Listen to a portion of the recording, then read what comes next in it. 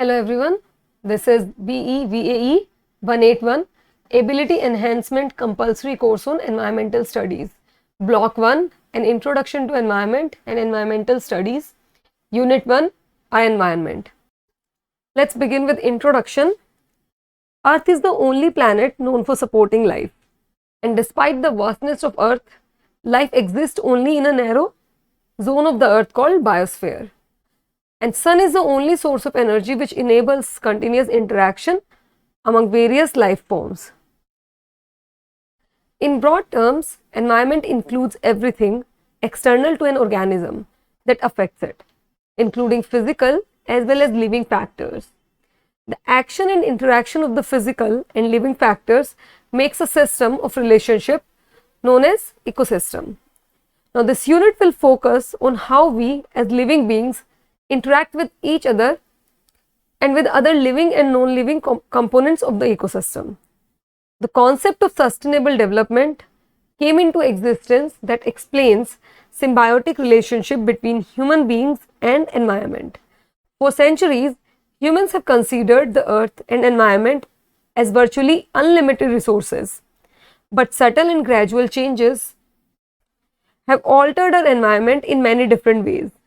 Special mention has been made of human population within the changing scenarios over the years, particularly since the Industrial Revolution.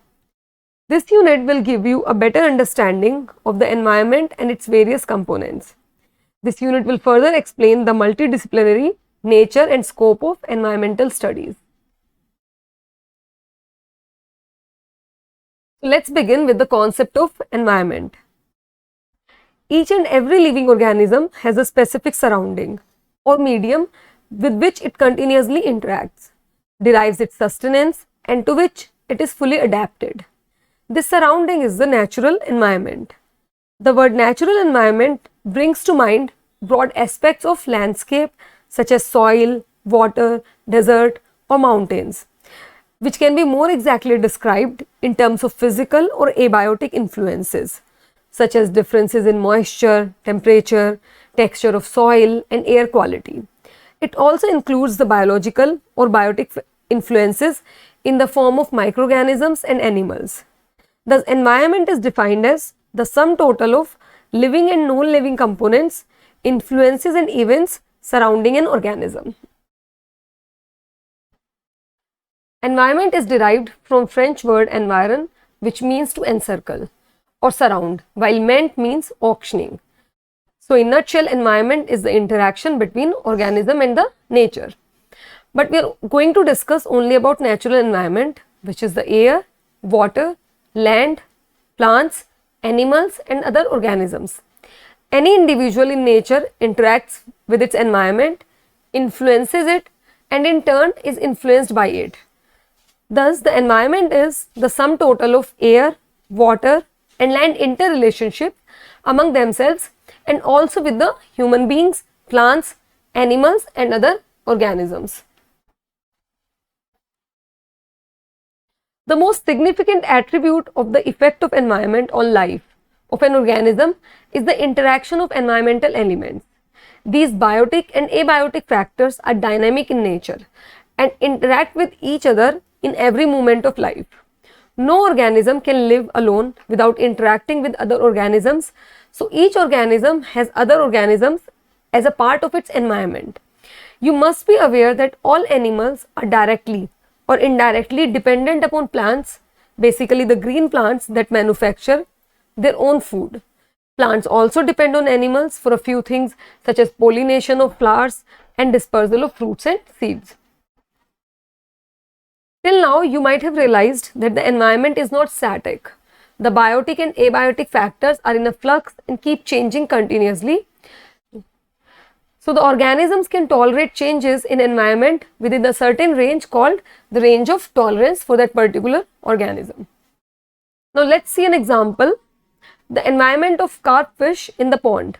Its environment consists of biotic and abiotic components. So the abiotic components include light, temperature, and water, in which nutrients, oxygen, other gases, and organic matter are dissolved. The biotic environment consists of microscopic organisms called planktons, as well as aquatic plants and animals like insects, worms, mollusks, tadpoles, frogs, birds, and various kinds of fishes and decomposers like bacteria and fungi. Now let's talk about the components of environment.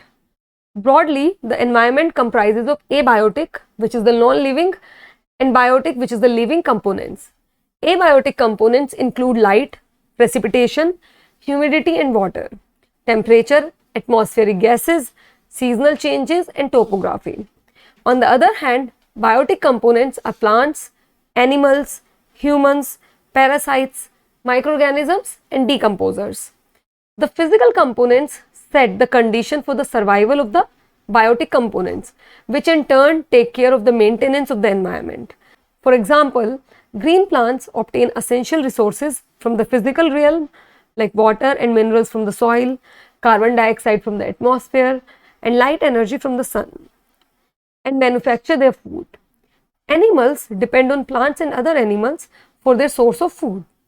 We, the human being, in turn harvest the land and the seas for our food and obtain minerals and fuel from the earth's crust.